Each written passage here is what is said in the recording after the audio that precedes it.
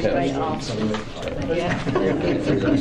Okay, good evening everybody. 7:30, so we'll make a start, and that will start with the emergency evacuation announcement. Should we be required to evacuate the building, would you please leave the building by the nearest available exit. There is one fire exit in this room. If you need to evacuate the room, do so by the glass door to the external fire escape staircase. Please hold both handrails in case the stairs are wet or slippery. And if anyone is unable to use the stairs, would they please allow others to exit the room before they go to the fire escape door where they can be given assistance. Our assembly point will be in the public car park at the side of the Civic Suite. Please do not delay your evacuation to collect any belongings. Please do not return to the building until given permission to do so by council staff. Please note that this meeting will be audio recorded, and if I could just remind everyone to either switch off your mobile phones or put them onto silent, please.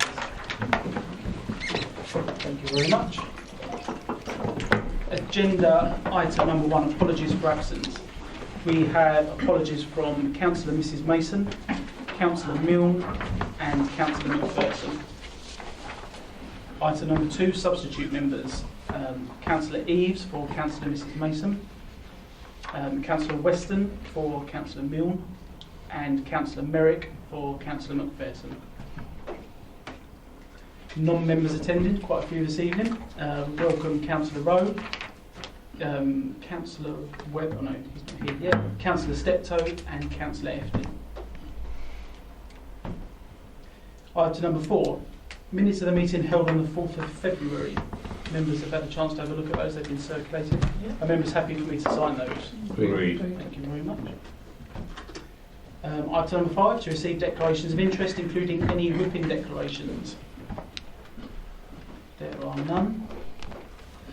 So, moving on to item number 6, which is the Connect Cultural and Transformation Programme. This is to consider the report of the Assistant Director, Legal and Democratic, on the call-in of an executive decision. So this is an item that's been called in by... Oh, okay, just for the... Sorry, apologies. No problem. Just for the benefit of the tape, Councillor Newport and Councillor Stanley have just entered. This item was called in by several councillors, some on this committee and some not on the committee. At the moment, we don't have details of the reason for that call-in, but for this item this evening, we do welcome Sean Scrutton, Managing Director, Dawn Tribe, Assistant Director of Transformation and Customer, Councillor Cheryl Rowe, Deputy Leader of the Council, and Councillor Daniel Efty, Portfolio Holder for IT and Communications.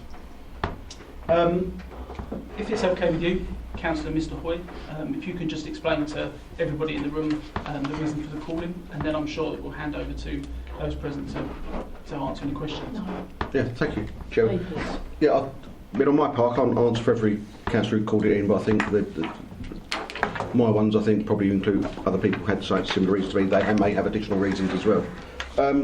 My concern was over when I read the report, and I have read it again since, obviously.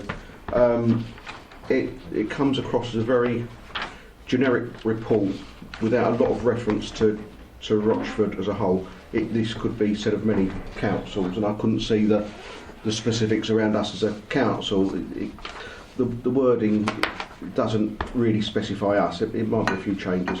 That gave me cause for concern, because this is a £293,000 programme, initial cost, and this could lead to further costs on us as well if there's recommendations. When I was looking through this, on page 6.15, paragraph 5.4, it says it will not be possible to quantify the size of the potential financial benefits until the planning phase of the workstream. Now I understand you can have non-financial benefits as well as financial ones, but however, that made me prick my ears up, and I just added it up, and the planning phase of the workstream, we've already spent £163,000 at the end of that.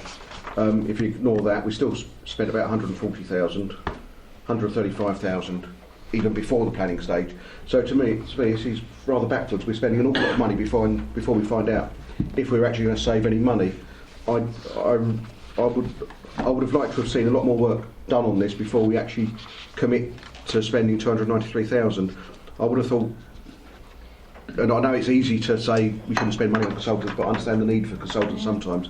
Perhaps it might have been better to spend a smaller amount on consultants to find out exactly a more specific way that Rochford could go, and a more, just something more I can grab hold of. There's very little I can grab hold of there and see. It's very general about working better, about using the Azure cloud better. I'm a bit surprised we've invested into the Azure and Microsoft 365 without really, it would seem from this report, fully understanding the benefits we could use even.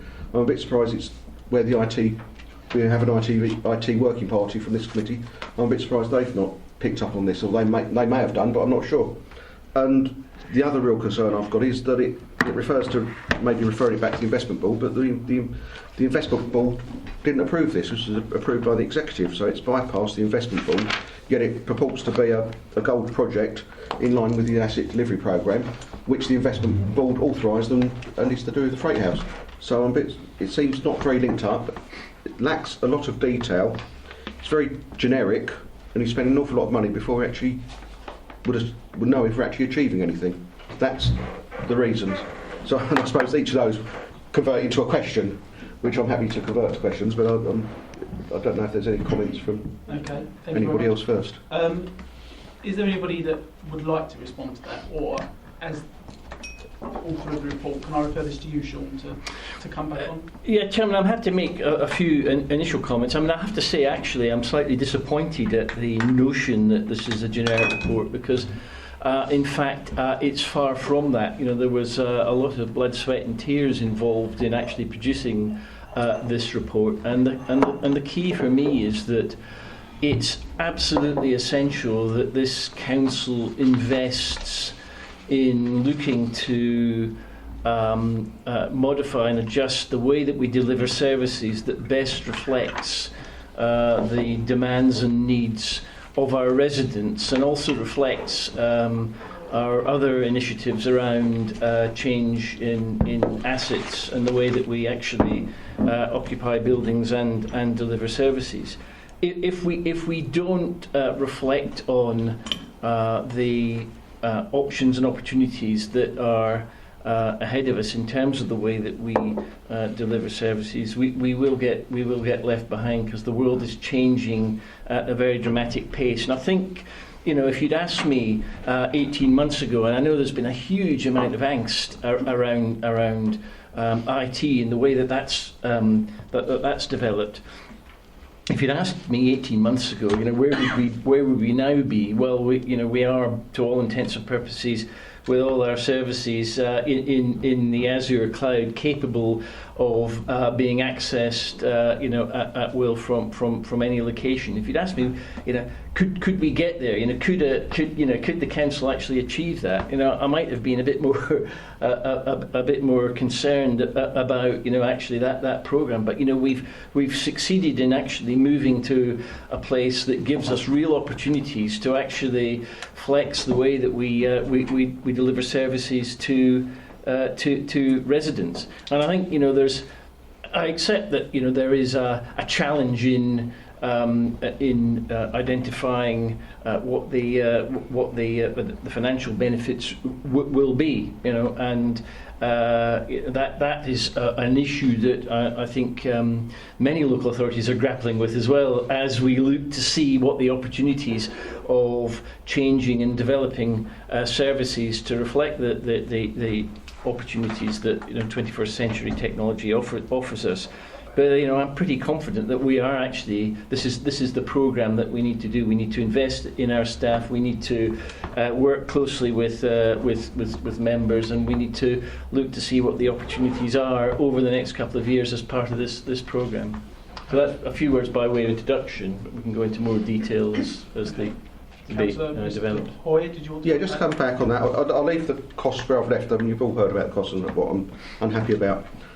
When the asset delivery programme promised us the freight house, we were promised better working, leaner working, we were promised cost savings, but then this report seems to suggest we didn't know what they would be. So to me it looks like the investment board has approved something on the basis that there would be cost savings moving there, because we knew there would be hot desking, or there'd be not enough desks at that point. But now we're getting this report, which is 18 months later, which says actually we didn't really know what the savings would be, but now we better go and find out what they are. That's how it's reading to me. This is what it looks like. We didn't know what they would be. Now we still don't know what they're going to be, and then we're going to find out what we can do to implement these savings. Obviously, Chairman, I think there was a very detailed debate through the investment board about the financial elements of the asset programme, and I think that's a different strand to what we're talking about here in terms of this piece of work. This is about taking what there will emerge from the asset strategy and building on that in a positive way. And I think that's the key to what we're proposing here in this programme. So, well, paragraph 2.2, the council offices will be small and designed to accommodate only 7% of the available workforce at any one time. This is a key reason why this report's been prepared. That was known at that time. And is there a reason why this didn't go through the investment board, as it seems to link quite closely to the asset delivery programme, which was decided by the investment board? Well, I think my view is that this is a report that was rightly considered by the executive. But will be reviewed by the investment board, because I've read that in here that the investment board will be over.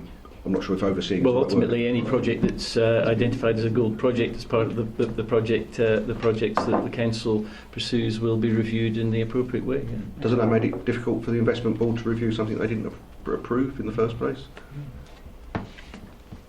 Chairman, I see no reason why. Yeah, okay.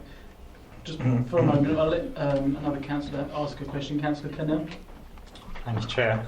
So yeah, my name is also down as one of the people that called this in for a review.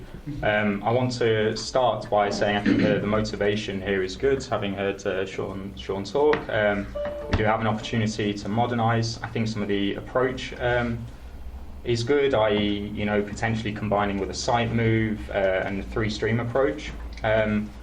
My questions, I guess, my slight concerns were around initial costs, as has already kind of been raised, so I won't spend too much time on it. But for me, as reading it, some of the aims were slightly unclear. And by that, I'll just put some example questions forward as to what I mean by that. Throughout the report, I was noting things like, what is stopping this happening at the minute? And for example, what is stopping staff working from home at the moment? We mentioned other projects, IT projects that had similar aims. Are there things that are prohibiting that we're trying to unblock by doing this? What digital services, as another example, what digital services do residents want that we don't already offer through a digital stream? Or alternatively, what services do residents complain about they don't work, are clunky, that we're trying to unlock?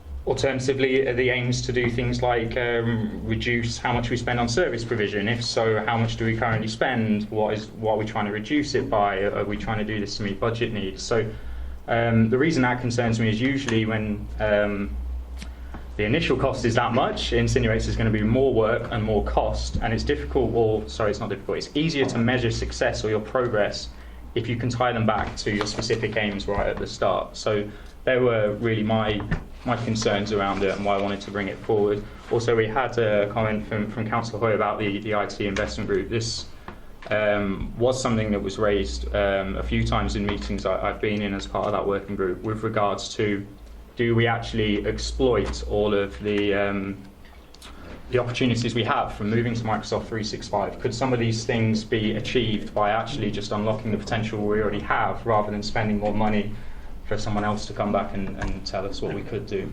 Okay, thank you, Councillor. Dawn, is it okay if you come back on those? Yes, I can come back on some of those. There's quite a lot in there. Apologies, so I'll fine. try and cover everything for you. I think probably what this report doesn't say is about the amount of work that's been going on in the background. And certainly, as you say about the 365, we have done a huge amount of work for 365, and we do have most of our staff now being able to work remotely. I think we've only got 20 staff, because slightly unique way of the way that they work, that they're unable to go onto 365 at the moment, but they're due to go at any time now. So there has been a lot of work done in the background. We do also we do invest in a lot of applications, different software applications that each service area uses, and it's around exploiting the best out of those, so we don't have to invest in them anymore, because we've moved them to the Azure cloud, which means that they will be on the best version control that we have. So the idea is that we make the best of the application and software that we already have that we invest in, but also there is opportunities with the applications that we have, is that we can look at working differently and working smarter. So we are going to have some external resource to come in to support us, because we don't have the capacity and we don't have the expertise and the skills in the way of having a transformation program manager to help us, and someone to come in and help us do the business analysis. Now that business analysis will help us to identify those invest to save projects, but we will then start seeing some money saving projects starting to happen, and each one of those will have a business case, and each one of those will go into the investment board. But ultimately, the reasons why we are doing this, there's twofold reasons why. The asset delivery programme and the external review of that, there was an assurance piece of work done by somebody externally that said that we needed to do a change programme. We were at the point where the council needed to do something and transform and look at the way that we were working, look at how our business runs. So we've taken that advice, and this is what the Connect programme is going to do. The peer review also had some comments around that we've been tinkering around the edges, and there's quite a bit of work that we have been doing around the edges of moving services around, but now's the time when we've really got to do a piece of work that is structured and has some methodology in being able to capture where we can see some benefits and see where there's going to be some good investor save projects. So hopefully it's covered. Okay, another councillor has indicated to ask a question, but just touching on your point there, one of the notes that I made, and you, like I say, you have just touched on it, the asset delivery programme, that was externally reviewed by the local partnership team, and they were the ones that made the recommendation with regards to a corporate change programme, which is ultimately resulted in Connect. Would that, or can that, be reviewed by them again? As they made the suggestion that one should be put in place in the first place. Yeah, I'm not sure. Has it been considered, or? Probably as part of the asset delivery programme, I'm sure that at some point we're going to be asking, obviously, to get some assurance again. And this Connect programme is going to run very much alongside. In fact, it will take over the asset delivery programme. Hence why we want to keep it together and link it together, so we report it into investment board, so we can see how the progress is being made with the two very major projects that they're going to be over the next two to 3 years. Okay, thank you. Councillor Eaves. Thank you. I think I totally agree with everything that's been said so far. This is very much a situation that I can see that we do need to address. However, the report that we've been given seems to be very high in aspiration and very low on detail. And for me, with the amount of money that's being spent, that is a concern.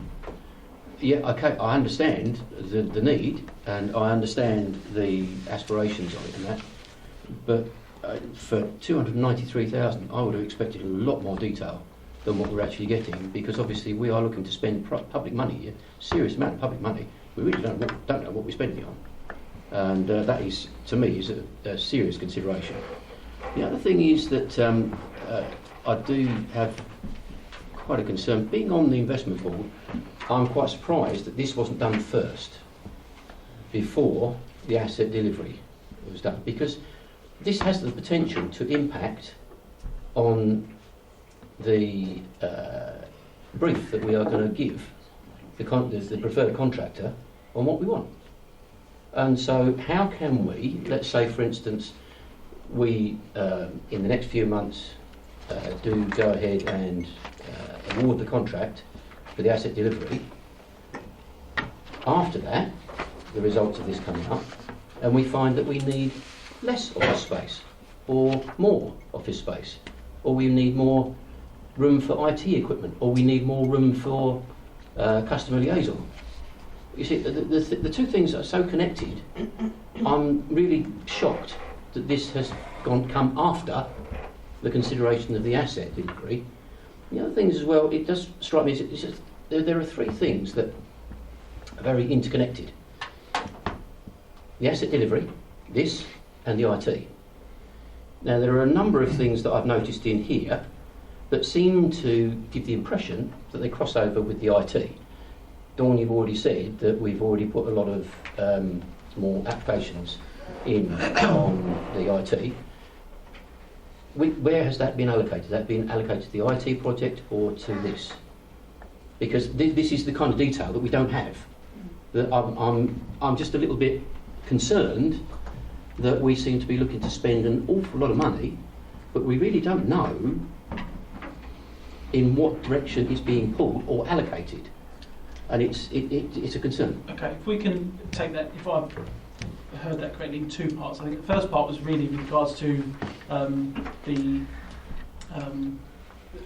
way it's been done, the manner in which it's been undertaken, being after the asset development programme. Are you able to address that firstly? Just why that was? In some ways, we can't give too much detail about the asset delivery programme at the moment, but the output specification did outline what the workplace, new offices, whatever word, what we would expect in that output specification, so that has been fully part of that process. But then in that case, why are we doing this? Well, Obviously we know that we've got to do to improve our connectivity with the public and that, but if that's already been done as part of the asset programme, then why are we spending £293,000 on following up? this is the way we work. So we will get a building, we will get everything in the building that we put in the output specification. This is the way we work, this is about the workforce, this is the way that we do our business, this is the way that we ensure that we work smartly, the way that we ensure we get the best out of the applications and the software that we have and the IT that we have. So that piece of work has to be done to analyse our business and the way that we do it. So you're absolutely right, the two are completely connected, hence the word connect. But so it does look maybe that he's gone the wrong way, but this has been running alongside the asset delivery programme. It's been absolutely running alongside that, and it's been part of the output specification. Okay. Sorry, Councillor, if I can just let Sean come, because he just wanted to come back on that as well. I mean, thank you, Chairman. I mean, I think Don's kind of addressed the point I was going to make. We shouldn't lose sight of the fact this is about transformation of the way that we deliver services. We have officers that sit there and they work in a certain way. They use the software that's in front of them in a certain way. This is about actually unpicking that and finding out how we can best use the resources that we've got to deliver services in the best possible way, the most efficient, most effective way that really reaches our customers in the best way possible. I mean, that's what's crucial about this. And let's not forget, and I think Councillor Cannell in a sense has referred to that. We know that the world is changing around us. We know that people, particularly younger age groups, if they can't do it on the smartphone, then they don't want to do it. And we need to be able to develop and adjust our services in a way that really reflects the modern world. So that's what it's about. It's about service, change and transformation. And that's what's crucial about this programme. It's not just about bricks and mortar and desk spaces. It's about fundamentally rethinking how we deliver services. And that's, I think, that's why I think the report does spell that out. And by the way, there's also a very clear. I mean, this is a two-year programme, and there's very clear explanation in the report about where the money will be spent on the individual elements of that programme. Okay, thank you, Councillor. Thank you. I don't think anyone would disagree with what you're saying. We do need to modernise. We do need to improve our interaction. Everyone, I don't think to a person in here, I don't think you'd find any dissent on that. I think the issue is that, as we've already said, and you've obviously alluded to, bricks and mortar are part of the solution. And once we've got the bricks and mortar in place, we can't change that. But we can change our methodology. So does our methodology then dictate brickwork, or does the brickwork dictate our methodology? This is what I'm getting at, is that it seems to me it's a bit of the horse before the cart, cart before the horse rather. in the way that we've actually gone about this. I understand that we've been doing this in tandem with, but the results of this should have been affecting what is actually being designed for the asset delivery. And I do find that rather strange that it's been done. I have got something else to, if you'd like to come back on that. On that one, yeah. We did obviously, you know, we've done quite a lot of research through this about different ways of working, how we could work. So we went to East Suffolk, Yep. and so we've taken some advice from other councils that have done very similar things to what we're doing. And I do know that quite a number of those councils, you know, might be slightly bigger than we are, but they've invested quite a lot more money in having to do things like get their IT modernised, get their IT into cloud-based systems so that they can move on. Now we've done that, and we've been doing that preparation for over 2 or 3 years now to prepare ourselves to get us to the point where we can now say, right, how do we do our business? So we have been going out, as part of the asset development programme, we've been going out to different councils. We've been to 3 or 4 different councils, how they work. We've seen the best of the best. We've seen where it hasn't worked very well. So this is now, this is going to say, this report is telling us how we're going to structure that and what the approach is going to be to it by taking and doing quite a bit of background work that we've actually undertaken. Can I come back to you Sure. in a moment? Is that right? If I just give another member an opportunity to ask a question. Councillor Cutmore? Thank you, Chairman. Just to say, I'm looking at the very last page of the report, 623, and there you've got the timeline, the Connect Culture and Transformational Programme timeline. And I think if you look at the subjects and the way that they're aligned within that, you can see the connection between what we're actually planning to do and how it all fits together. And to my mind, looking at the way that that timeline progresses, it fits together. It makes sense, and it takes it all forward. You've got the Connect programme that connects it all up. You've got the asset development programme there as well. You know, I can't see any problem with that. So I appreciate that. You know, the point that's being made is about cart before horses, but I can see it all being worked out fine on this, and I can't see any problem with it. I think we're dancing on the head of a pin. Thank you. And just with regards to that timeline, is that timeline on track, still on schedule, and there's no reason to believe that it won't be? Okay. Thank you. Councillor FD. I'm going to unpick this slightly, because where we've gone into the cloud, we've gone into the cloud. So we would have done that anyway, even if we weren't going to get the new buildings, because we needed to update what we had. We needed to make it working conditions better, to attract better staff, keep our staff. So it's going to be a good place to work. Now, so it happens we've got the new buildings coming along. So this is to get us to where we can. You went to South, and they picked up their computer. That's what they told us. Don't know how well it works. And they moved from one office. They just put it down, plugged into their hot desk, and they were up and running. This is what we need to do to get us to that point, to actually get best use of what programs and what applications we've got, to understand how to use them best. Okay. Thank you. Councillor Reid. Sorry, yeah, just one additional question. Looking at the experience that we've had with the budget on the IT, can we have an assurance that we are going to stick to this budget, the figures that are actually here? It's not actually an IT budget. No, I know, but the experience of the IT budget was such that it overdoubled and then some. Chairman, I'm not aware that the IT budget over doubled and then some. Really? Okay. Well, I think that's. If there's a question, if you're asking about this particular budget, then that's absolutely fine. Maybe we just keep other budgets out of it. Yeah. Okay. Well, can we guarantee then that the budget that you're putting to us for this this bit of work here is going to be pretty solid to that? Yes.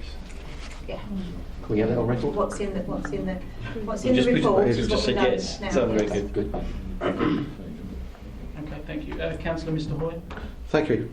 I don't think anyone's disputing the fact that we need to do a change programme. Possibly, I was around when the previous change programme went ahead, and I think Councillor Mrs. Rowe was part of that as well. And I wasn't personally. I didn't have the expertise, and I bow to people who do have the expertise. And I thought it was necessary. I was very disappointed when it stopped early, and we never went to the other phases, lower down the workforce, if you like. We just left it at the top level. So I think, in itself, I've got no problem with a transformation programme, and I've got no problem with working out how to work better. I'm just concerned about the cost and the lack of detail in the report, and the fact that the investment board seems to be left out. I think already tonight we've had more detail, and I think there's just two questions I want to ask really on the back of that. Is one is, and I did refer to it before, but it says we will, in paragraph 1.3, page 6.3, we have to designate the programme as a gold project, and as such to agree that the investment board will receive regular programme updates. Now my concern is how regular will these updates be, given that the investment boards hadn't met since September, I believe. I really think that if they are to receive updates, it can't be annually. It really needs to be much more regular than that, so the investment board would have to meet. I think Councillor Wood stepped over the chair of the investment board. So I'd hope that would be the case, that they would receive these updates, because it's a 2-year programme, so it's going to be progressing quite quickly. And also on top of that, you've given a few examples of what you're talking about. Can you give some examples of how South Suffolk worked better after the programme or partway through the programme than they did before in comparison to what we do? Okay, Councillor Rowe, did you want to come in It was to just, respond now? Or? yes, it was. Thank you, Chairman. It was just to say, yeah, I totally agree with Councillor Hoy on the investment board. It would have to come in definitely, and it wouldn't be annually. Can I just say a bit about Suffolk, because I was one of the councillors that did go to Suffolk. In fact, I can start at the beginning actually. I've had some really, really robust meetings with Dawn over this, and it wasn't a decision that we took lightly, I can assure you. But for me, I walk into both Rochford and Rayleigh, and I think the offices are dire. With my job, I spend an awful lot of time at Southend Borough Council at meetings, and over the last 12 years I've been going into that council, or to that office, and it's been as dire as our offices. But over the past few years they've had a transformation, and I walk in there now and you feel welcomed. I don't feel welcomed, and it's nothing against our staff, but it's just the whole general atmosphere of our buildings. They're past their sell-by date, we need to move on. I was one of the lucky ones that went to Suffolk, and I thought just walking in made me feel welcome, comfortable. The staff were on board. It was just a whole different feeling, and that's how I want to see Rochford District Council going forward. We need to modernise things, and I know you guys are not saying that we don't need this, but we do. And I just think, from my personal point of view, it hasn't been an easy decision for me to say. Dawn and I have had some arguments, robust conversations, and it hasn't been easy. Okay. I think it is important to get a personal perspective. I think Councillor Rowe has described that quite well. In addition to that, is there anybody else that can answer Councillor Hoy's question in regards to, was there any actual evidence with regards to how the council was working after their transformation? Were there any notable improvements in particular areas, or with regards to particular systems or anything like that? Is there anything you can think? Bit of software, or particular something that they were doing? Yeah, I went along to that meeting, and it's difficult to say. Could you say what the improvements were and the changes were, because we didn't actually see what it was before.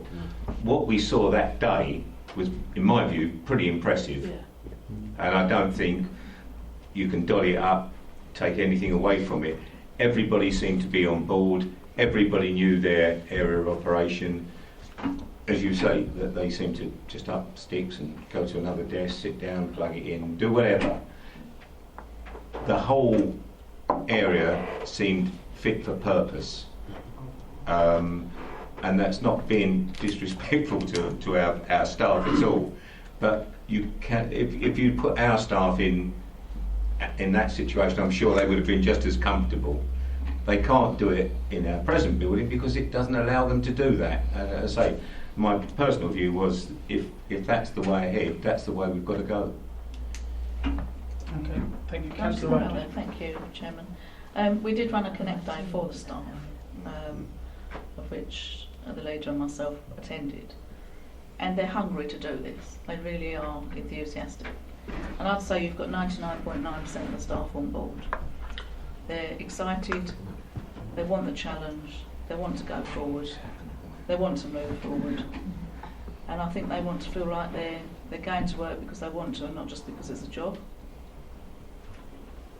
Okay, thank you. Councillor Mr. Hoy, did you want to come back on that? Just very briefly, I'm very happy that there've been days, but yet this to me just feels like another one when we had the about the disaster recovery type thing. I can't remember what you called it. You know, we might have centres where we as councillors are just way Emergency. behind the curve. Yeah, The emergency. again, Emergency that's it. planning. Yeah. Where we are just way behind the curve, and the staff. And yeah, I understand the staff should be at the forefront of this. It's about them and how they work. But then we as members are just left there. They've had days about this, and we have absolutely. I'm sitting here as the leader of the Green Group, and I know what's on this. Perhaps you can. It's like I have to know what I need to ask before knowing what I need to ask, and I find that quite difficult sometimes. I know there will be reports out, and there are things coming through, but it's not always that easy to connect what's going on to what this report says. Sean, did you want to come back?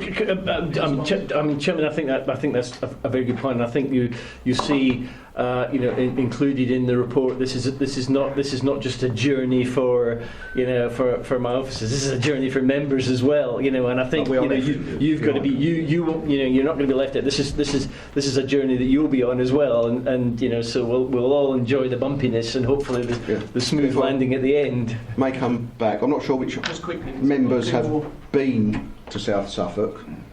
I think it was probably people from the investment board. Is that correct or not? Or was it just various members asked? To everyone, as far as I'm aware. Because I don't recall an invite to that. Chairman, my recollection is it was open to all members, but I mean I think I think the point is a well made one, and we the programme is about a journey that we'll all be on, and so it's going to be important that we're all engaged in that, and it's members and officers together, because together we can make the difference for our residents. That's what's important. Thank you. We've got two more questions. Councillor Eaves first, and then Councillor Cannell. Yeah, very quick point. And I think I was one of the members who did go to Suffolk, and I made a point of talking to officers there and councillors from Suffolk who actually met us. And one of the things that all of them said, without prompting, was the interaction that happened between members and staff was vastly improved. That's the thing that I find really frustrating about Rochford, is if I go down to Rochford, I can't get to see anyone unless they come down to get me. So there's nowhere really, the interaction isn't encouraged in the situation, is it? Which at Suffolk I saw it was.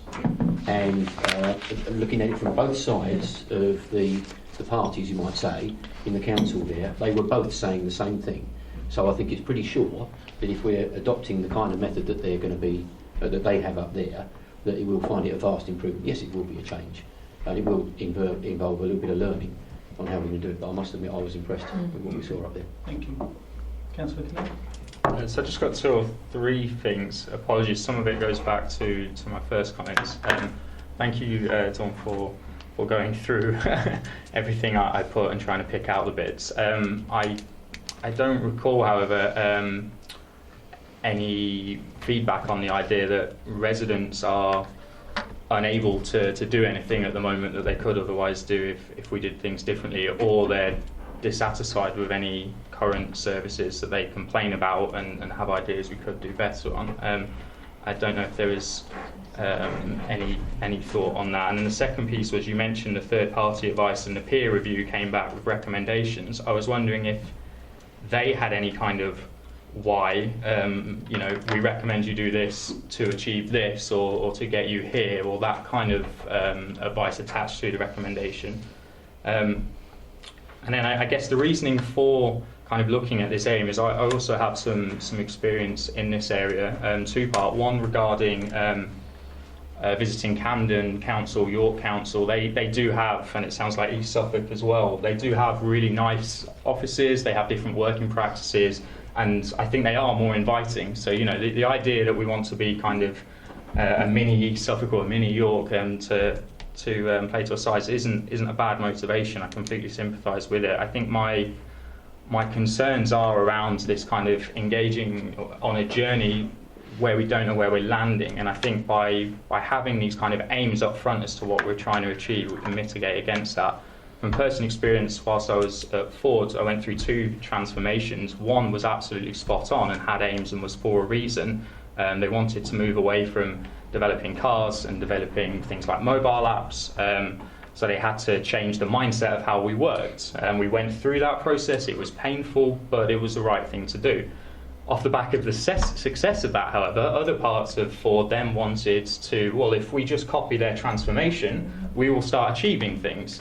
Their aim was just replicate what they do. They didn't draw up their own aims, and that transformation failed, because at the end of the day, they were trying to build cars, and they know how to build cars. So why move your working practices away from that just because it's exciting and new and shiny? So that personal experience is why I'm concerned about the kind of lack of aims, I guess. So those first points that Councillor Cannell, are you able to come back on those at all, Dawn? Or can you, or is there anybody else that would like to?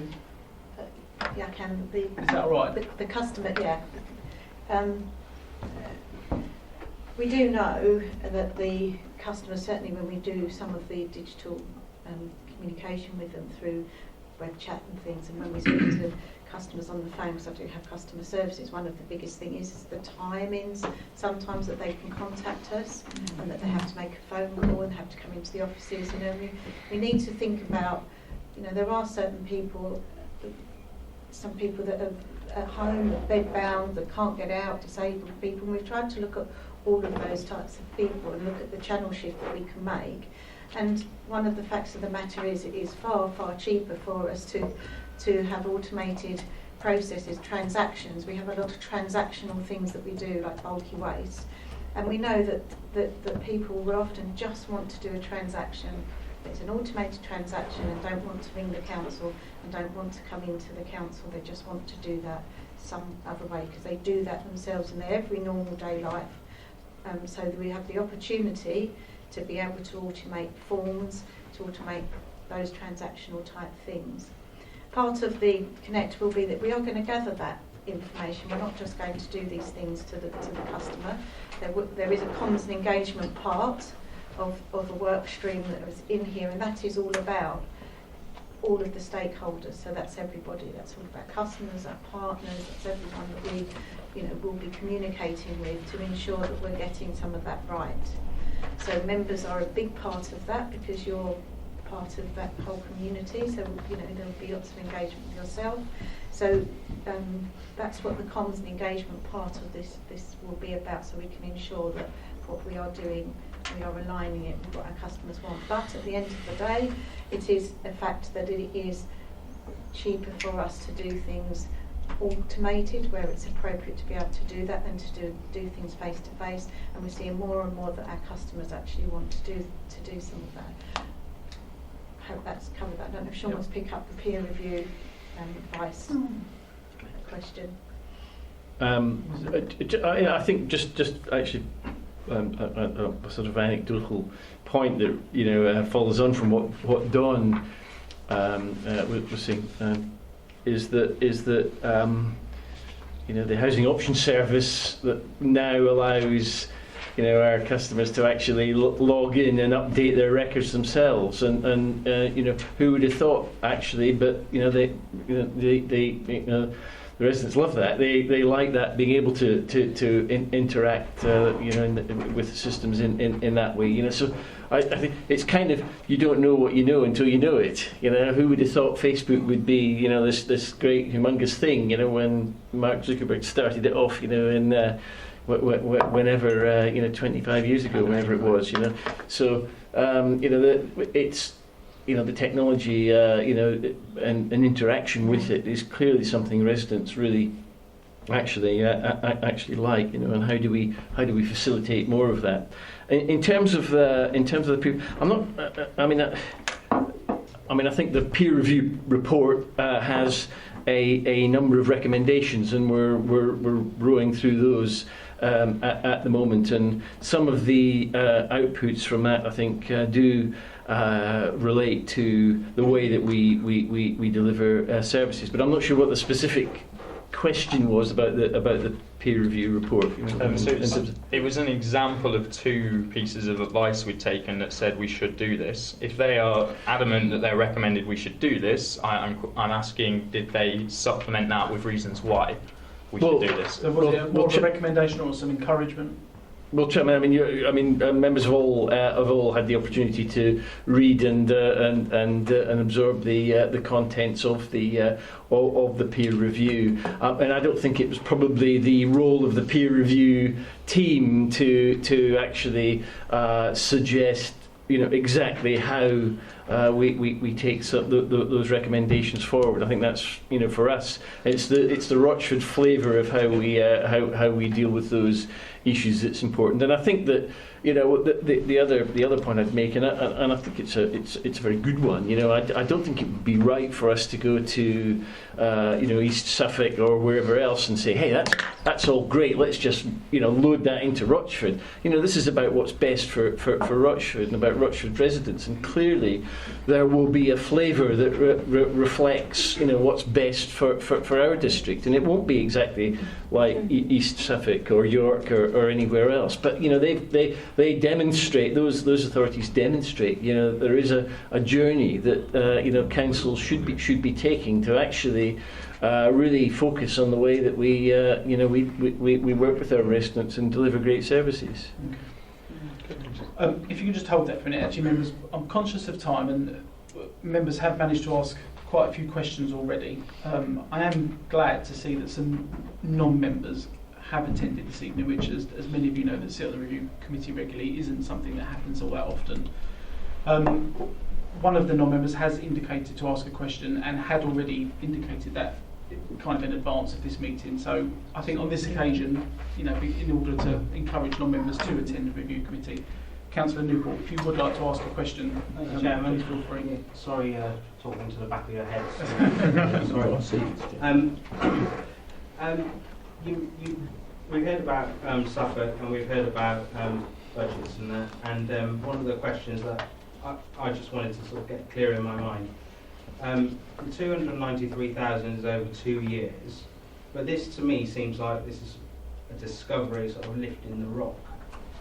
How is there a budget for what we find once we've looked under the rock, and how far could this go in terms of budgets? Did we learn anything from Suffolk in terms of how much they spent on transformation, or any other councils? Have we got anything, where sort of an expectation of where it could go? Okay, thank you. Would anybody like to respond to Councillor Newport's questions? Yeah, I mean, Chairman, I think this is there will be projects that will emerge out of this, and they'll be dependent on an invest to save business case. I mean, I think that's what's crucial out of this, and I think that's the way that, since we mentioned East Suffolk, I think that's the way that they reflected on the changes that were. And in fact, actually, I think they're still on a journey. I don't think they've reached the end of their journey. So it's not. Hey, there's a conclusion here. But I think that's what that's what this will be about. So there will be projects that will, and proposals that will emerge from this, and assuming that we can demonstrate a positive business case, then one would hope that they will be able to be taken forward and be funded, because they will have an invest to save component. Okay. And just following on from Councillor Newport's, because I have made a note of it myself, with regards to the cost of 293 over 2 years, I know from the report that members have had this evening that the initial funding will come from underspent or unspent reserves. Is that correct, for the 2019-2020 period?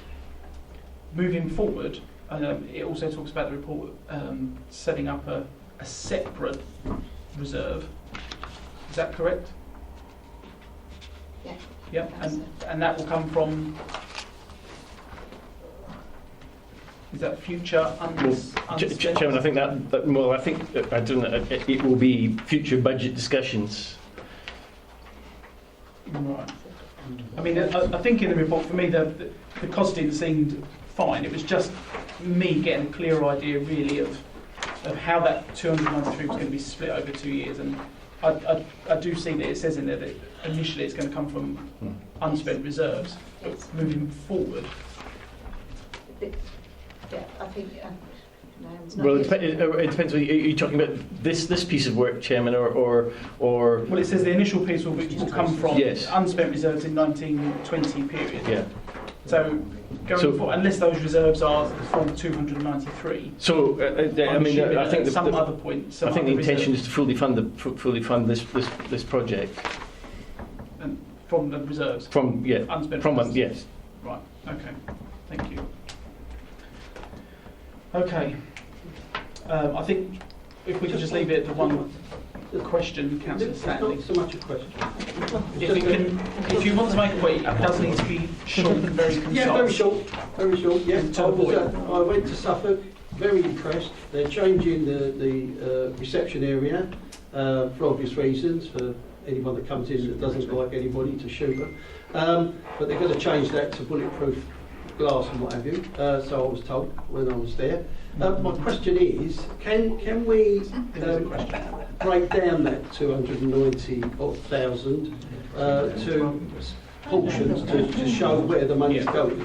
I think I don't know if you've had the benefit of seeing the report that members have. No, there is a breakdown of that costing in there, which is available. I think it's to online. To see it is online. I think, hasn't it? It is, yeah. That's fine. That's not a problem at all. That's not a problem. But obviously you've not had the benefit of seeing it yet. So if you do refer to it, there is a breakdown of costs. So okay, members. Chairman, if I may, can I just have one very, very quick question? Can I just remind our officers that we were assured that we wouldn't go over budget, but what I've just heard has said that if we find something else, we will then be looking at more. Can I just ask for clarification on that? Yeah, I'm not sure there was an assurance that it wouldn't go over, but I don't well, that recall was the kind of what I was indicating at, so we don't slip. I mean, obviously, I'm sure that everybody in this room would like it to be as near to budget as possible. Yes.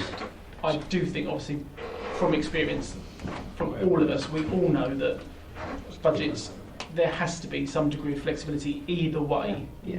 Can I just remind the committee what my question was? Will we be sticking to that budget? And there was no ambiguity. The answer was yes. Yeah. Chairman, if I may, the question, as I understood it, related to this project, and you know, my clarification recently, I think, in response to the question from Councillor Newport, is that there will be projects that will emerge from that, and they will have to be considered through the normal budget process as and when they arise. But Chairman, it does state it's going to be that would be from a specific reserve, but there's no amount of specific reserve. There's no value given to that specific reserve. Well, presumably that would be agreed at the next budget. Yeah, well, that's my point. You know, that's for later budget. No one has a crystal ball, Chairman. Yeah. Okay. Well, I think it's clear. I think from my perspective, I do agree to a certain extent. I think possibly the report could have had a bit more information in it, possibly more actually with regards to what the council has already done, because I think possibly that's been a little bit undersold. I think possibly a lot more work's gone on already that isn't included in here that actually would give members a bit more information. But I think for me, it's certainly, I'm reading this as a clear starting point with real ambition and an aim to it.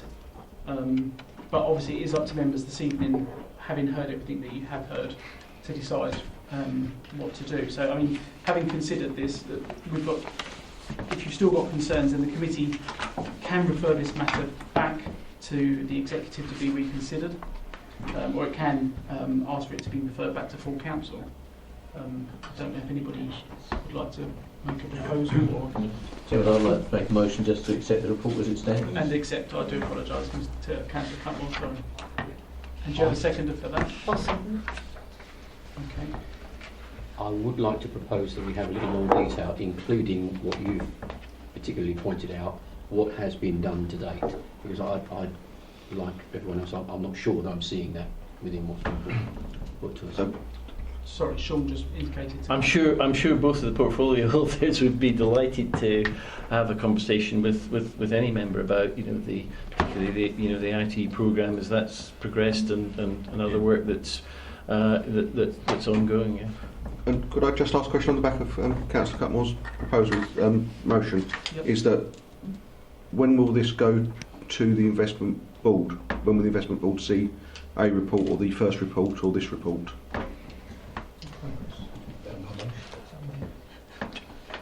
Chairman, can we take that? I think it's a good point. I think you've also asked about the regularity of your feedback, but happy to take that away. You can take that away, and I think you have also confirmed to Councillor Wade that you agree with him that it should go into investment. Okay, I won't move an amendment then on that basis.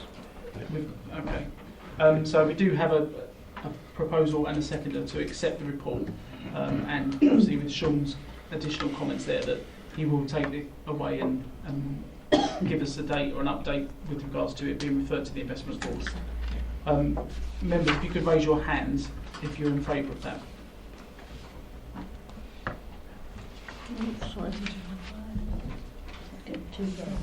I'm not. 11 in favour. And anyone against? And any abstentions? 4. Okay, members, thank you very much.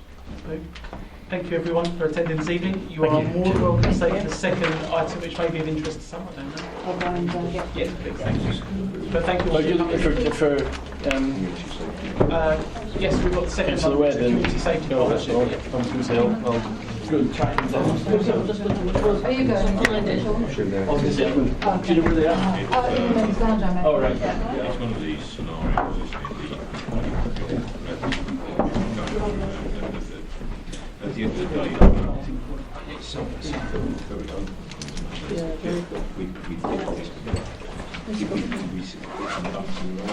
yes. They were very nice, weren't they? Yeah, we did it. It was on his specimen. Out your fingernails, yeah. Yeah. And that's how you I think that's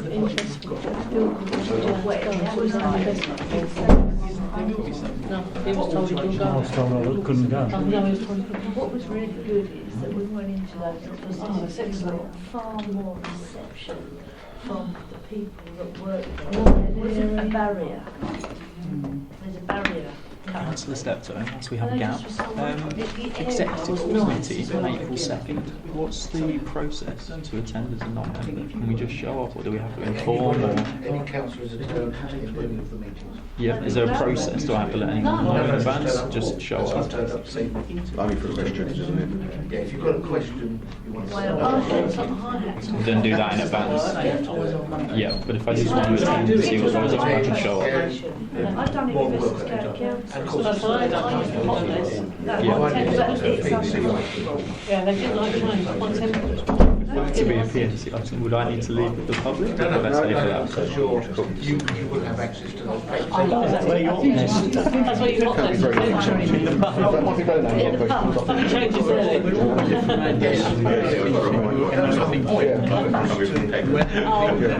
Right thing to do with the wrong thing they do. There's a little That's the same ultimately, you either think it's the right thing or you don't. Right, okay members, if we can move on to agenda item number 7, which is the Community Safety Partnership. For this item this evening we welcome Louisa Moss, Assistant Director of Community and Housing Services, Councillor Webb, Portfolio Holder for Community, and Inspector Cathy Calder, who some members may be familiar with, you have attended before.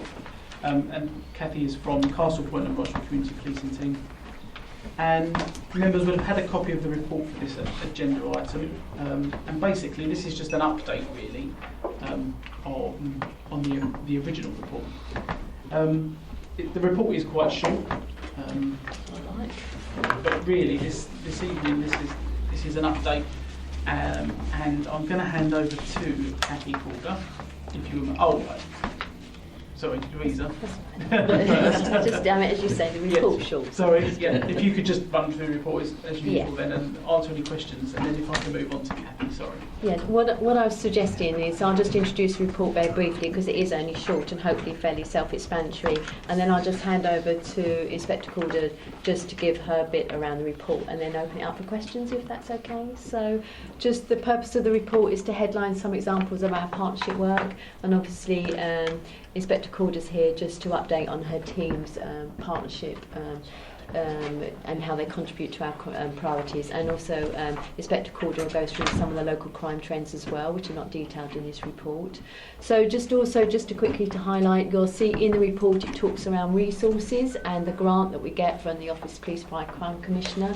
It's remained pretty constant over the last couple of years. It hasn't been announced what next municipal years will be, but we anticipate some of the same. So it's really just to reinforce that with the small and limited resources that we've got, that we'll continue to recommission project work, fairly big project work, which we know has outcomes rather than lots of small stuff.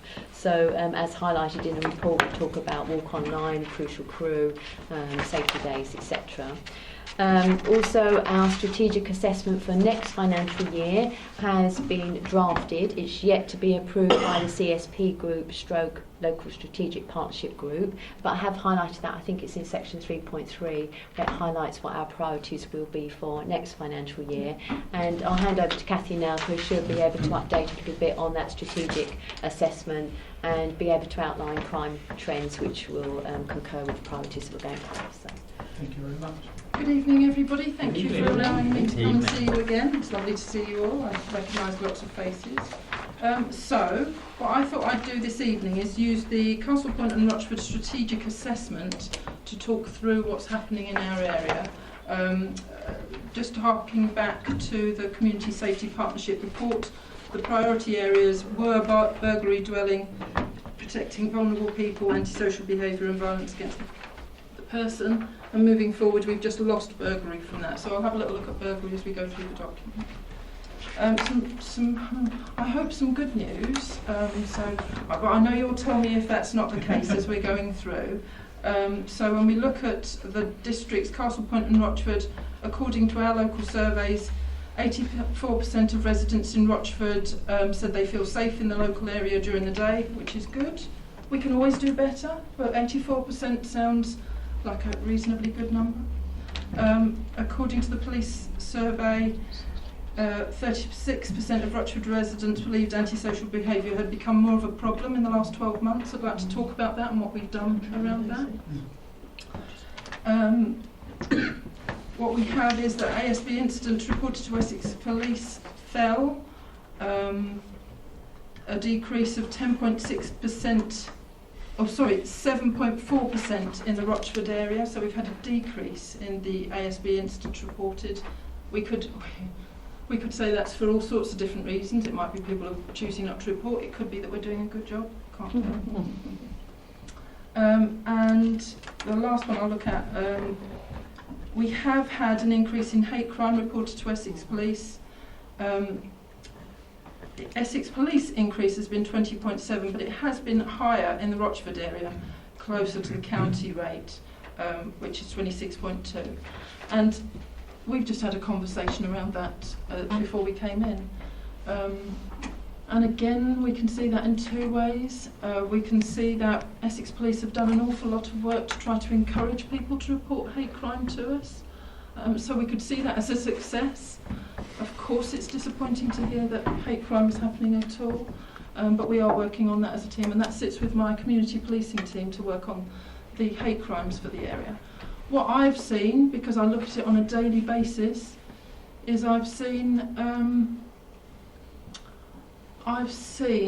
this is going to sound disrespectful, but I've seen low-level hate crime. So there has been some awful stuff. The swastikas on the railway bridge, the stickers in Rayleigh, seriously, that's dreadful. But some of the hate crime that we're seeing is, and forgive me, it's my perception to a degree, low-level might be, that people are having a fight anyway, and they use a word that is discriminatory. Does that make sense? So they were having the fight anyway. The word's just been thrown in there, and now we're making it hate crime. Does that make sense? So basically, it's not if it's not intentionally directed or set out, for example, it doesn't then look, it's not considered kind of high level. To my mind, Yeah. it doesn't No, that look makes to sense, me yeah. as if that is a true hate crime, as in I wanted to get somebody of a particular diverse background. It's I'm having a go at you, and by the way, you also identify as whatever that background is. Does that make sense? So it looks as if it's a bit of a bolt-on. Not really. Makes it sound like a hate crime still to me.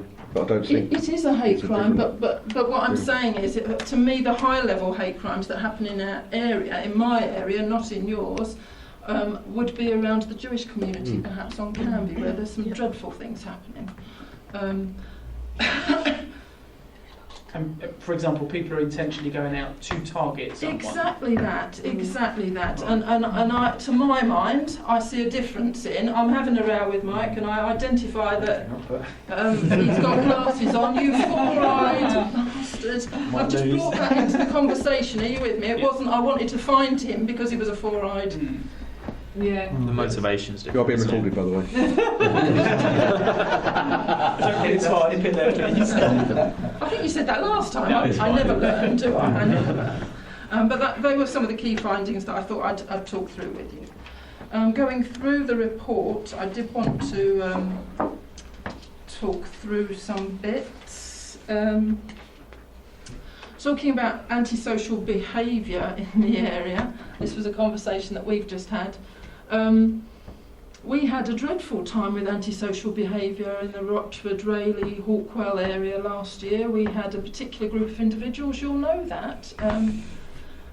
But we've had some successes, and I'm not sure whether I was able to last year say to you that we were taking them before the courts and the courts weren't assisting us.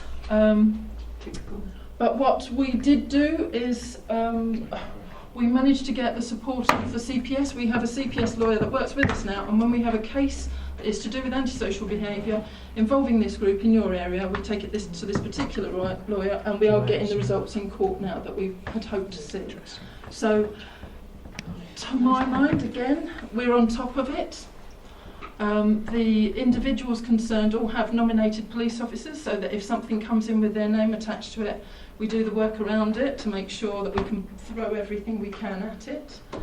And did you say at the beginning, sorry, that there was a fall in antisocial behaviour? You've had a fall in antisocial behaviour this year. And the statistics before that, I mean, I don't like just relying wholly on statistics, but did you say, when you said that, I think at first, 80% or above felt safe. The second statistic you gave was regard to antisocial behaviour. I think it was, yes. Yeah, 36%. Okay. And what was that statistic again? So the first one was 84% of residents in Rochford said they felt safe in the local area during the day. Yep.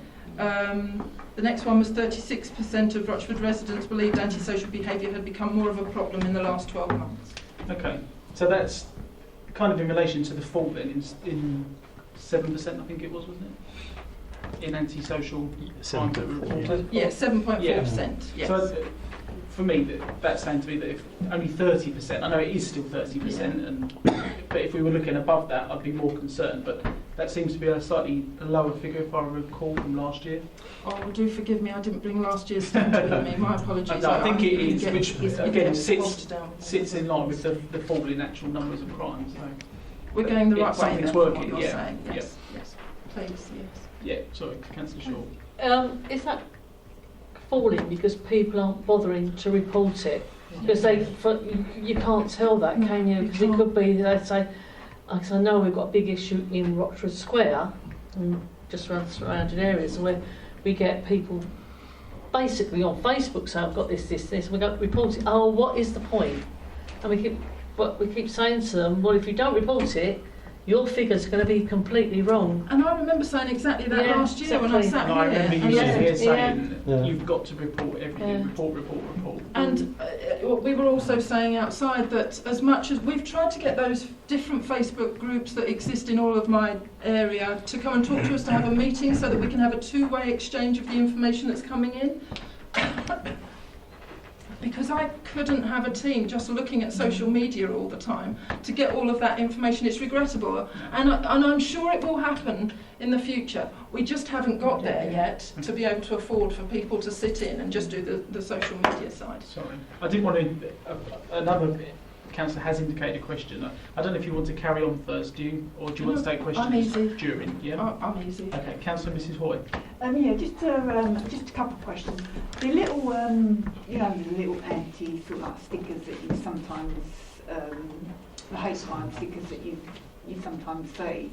Sort of, I mean, if one the ones that are offensive. Yeah, sort of the ones that we were talking about. Yeah, just what you were talking about, just about mainly. I mean, if that is in someone's front window, would you prosecute them if that was in their house window? I'd have to see what the sticker was. Right. No, I just. But it would be good information for us to have. Right. Yeah. I haven't seen any. I'm just. No, sorry. Sorry. No, I haven't seen any. I'm just saying. Would that be of interest? It would be of interest. Right, okay, yeah, I'm not that I've seen any. Because I know when they're from window, then they're likely to have been putting them on the post. No, sorry, no, I should have made that. Members, please. And my second question is about the anti-social behaviour sort of thing. As a parent, sort of thing, until that child reaches the age of 16, I would be responsible for that child, yeah? So if the child is causing antisocial behaviour and you take it to court and they're still going, whatever they do, sort of thing, don't you think it's right that you should prosecute the parent? Well, this is exactly what I've said to my team. So, I've got an operation called Operation Fair going at the moment, and I'm going to be honest, so you might have to reel me in. Stop the tape. Don't say too much. What we're trying to do is look at every single way that we can divert that child out of that step, that ladder towards criminality. And antisocial behaviour is at the forefront of criminality, isn't it? It might seem low level to use that phrase that I've used before. So what we're doing is I've asked them to contact the school to find out what's going on there, contact the parents to see what the parents know about their criminality already, contact the council to find out what the parents' housing situation is. Are you with me? So just doing a complete wraparound around that family to establish how we can best try to deter that young person and their family from going along that road. So it's a process to try to stop the problem. And we might not do all of those steps on the first time we meet that child, but if we meet them a second time, right, up it, the next level has to be, we have to consider the next things we're going to do around that family to try to deter them from crime. Does that make any sense? Yes. Yeah.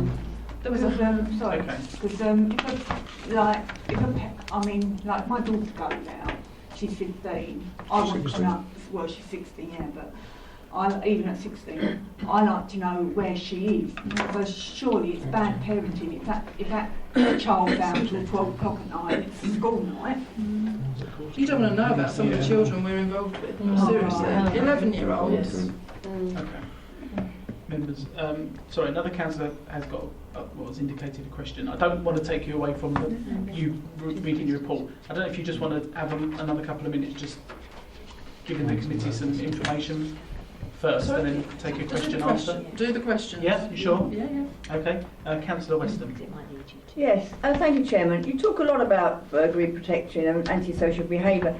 Is any of this to do with drugs? Oh goodness. Because I did ask that question because I don't think we do now, but I had flats next door to me, and every single flat had drugs, and no matter how many times I told the police they weren't interested. Where are you? I live in Hockley, in Greenfield Lane.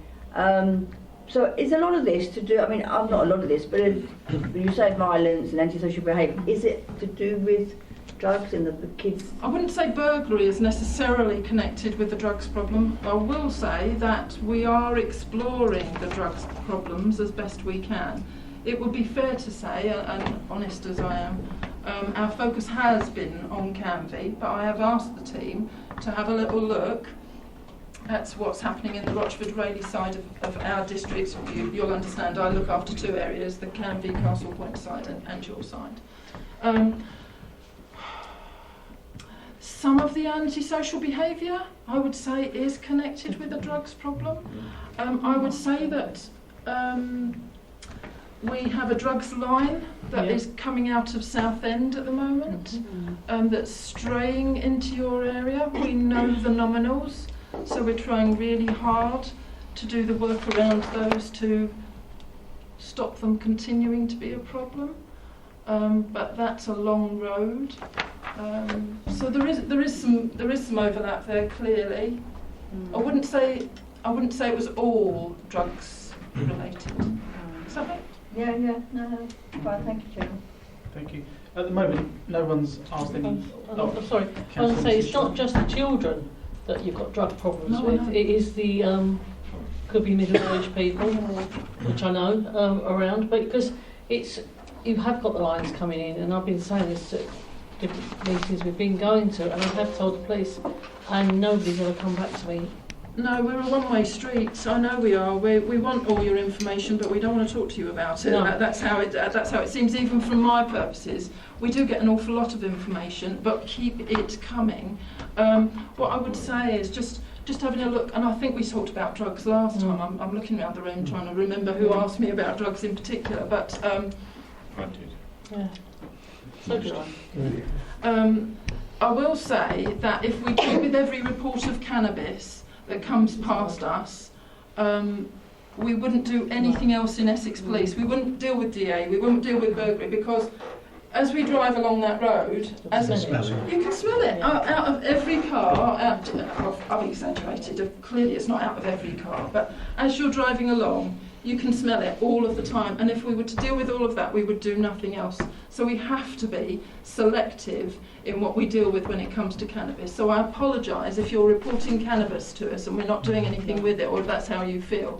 What I would say is we keep needing to gather that intelligence, because that cannabis might actually be something else as well. So we need that information anyway. We might never do anything now.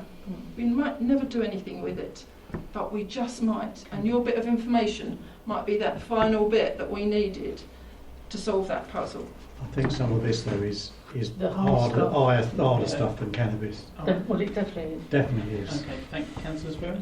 Yeah, I think you've just hit the nail on the head in some areas. People are not reporting things because they get nothing back. Yeah.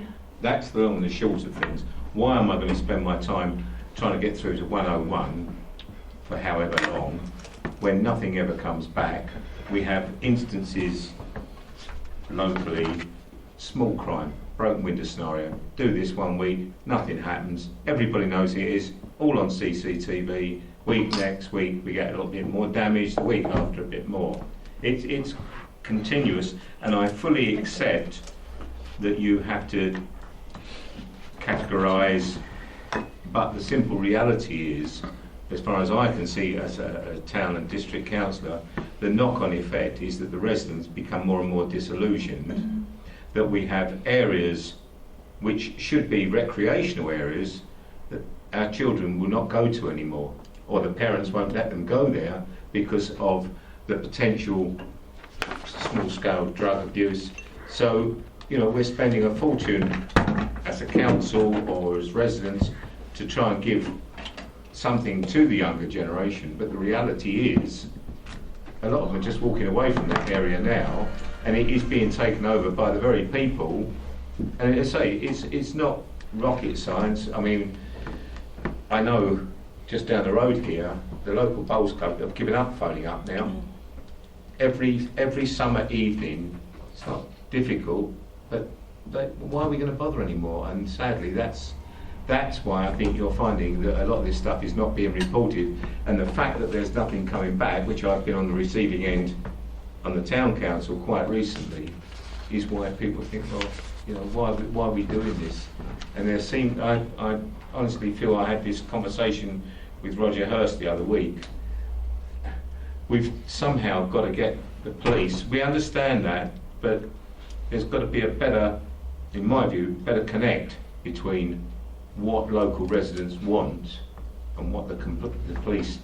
There is an area that is common ground that I think the residents want some action taken.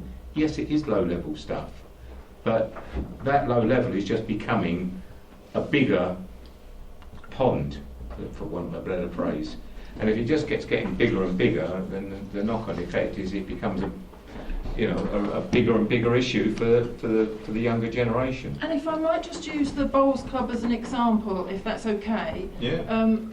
I am aware that there were incidents reported at the Bowls Club. I'm also aware that the response team weren't able to get to them on the evenings when the things were happening because of the prioritising that I've already alluded to. Regrettably, I wish I had enough staff to do all of that. And I don't know what the solution is to that, but what I'd like to offer you